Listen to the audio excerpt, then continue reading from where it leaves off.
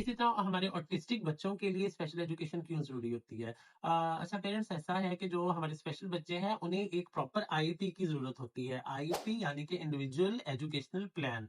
अगर इन बच्चों को हम इनके मुताबिक अगर हम इनके टारगेट सेट करें, उनके मुताबिक इनका एजुकेशनल प्लान बनाएँ, तो ये बच्चे अगर अगर हम इनके ऊपर मेहनत स्टार्ट कर दें उस प्लान को लेकर, तो ये बच्चे रिस्पॉन्स देना शुरू कर देते हैं। इनके अगर हम इनके लिए अपने जो हमारा निज़ाम तालीम है, उसे हम थोड़ा-सा शॉर्ट कर लें या हम उसमें अपना अगर हम अपना उसमें वे चेंज कर लें, हम अपना उसमें काम करवाने का तरीका-कार चेंज कर लें, हम उसे थोड़ा-सा कंसाइज़ कर लें, हम थोड़ा-सा उसे विजुअल कर लें, हम अपने जो हमारा आईपी होगा या हमारा जो उस बच्चे के लिए जो विजुअल प्लान होगा, अगर हम उस प्लान को इस हिसाब से बनाएँ कि उसमें बच्चे के लिए विजुअल क्लैरिटी मैक्सिमम हो और तो वो ऑटिस्टिक बच्चों को बहुत ज़्यादा सपोर्ट करती है।